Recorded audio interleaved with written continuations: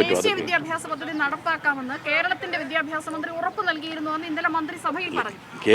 കേരളത്തിന്റെ വിദ്യാഭ്യാസ മന്ത്രി എന്തു അദ്ദേഹം പത്രസമ്മേളനം നടത്തുന്നത് എന്ത് പറയുന്നുള്ള കാര്യം അദ്ദേഹത്തിന് അറിയാവുള്ളൂ. ഒരു കാര്യം ഞാൻ പറയാം, അതായത് ഈ ഫാസിസ്റ്റ് സംവിധാനത്തെ എതിർക്കുന്ന കാര്യത്തിൽ ഒരു കോൺഗ്രസ്സുകാരൻ്റെ ഒരു ലീഗുകാരൻ്റെ സർട്ടിഫിക്കറ്റ് ജോൺ ബ്രിട്ടാസിന് വേണ്ട.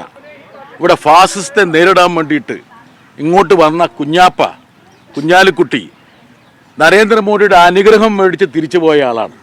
ഇവിടുത്തെ ലീഗുകാർ ഇവിടെ പാർലമെൻറ്റിൽ കേരളത്തിൻ്റെ അംബാസഡർമാർ രാജീവ് ചന്ദ്രശേഖറും മുരളീധരനുമാണെന്ന് പറഞ്ഞ ആൾക്കാരാണ്.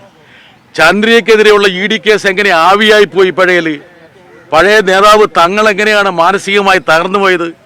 BJP ആയിട്ട് നിരന്തരം ഒപ്പുവെച്ച നിരന്തരം സന്ധി ചെയ്യുന്നവരാണ് ഇവരെല്ലാവരും. മുത്തലാഖ് ബില്ല് എന്ത് സംഭവിച്ചു? ചരിത്രം എടുത്തു നോക്ക്. അത് മാത്രമല്ല, ഒരു സെക്കൻഡ് ഞാൻ പറഞ്ഞു കഴിഞ്ഞിട്ട്, KC വേണുഗോപാൽ തൻ്റെ രാജ്യസഭാ സ്ഥാനം ആർക്കാ വെച്ച് കിട്ടിയത്? കോൺഗ്രസിൽ നിന്ന് BJP ചേർന്ന വിദ്വാനല്ലേ കൊടുത്ത്. അയാളിപ്പോൾ കേന്ദ്രമന്ത്രിയല്ലേ. അയോധ്യയിൽ പ്രാണപ്രതിഷ്ഠ നടന്ന സമയത്ത് അതിനെക്കുറിച്ചുള്ള പ്രത്യേക ചർച്ച പാർലമെന്റിൽ നടന്നപ്പോൾ സമാജ്വാദി പാർട്ടിയും DMK ഇടതുപക്ഷവും ബോയ്ക്കോട്ട് ചെയ്തപ്പോൾ അതിൽ പങ്കെടുത്ത് പ്രധാനമന്ത്രിക്ക് സ്തുതി പാടിയവരല്ലേ കോൺഗ്രസ്സുകാർ. ഞങ്ങൾക്ക് കൂടി പങ്കുണ്ട് പറയുന്ന കേക്ക്, ക്ഷമയോടെ കേക്ക്.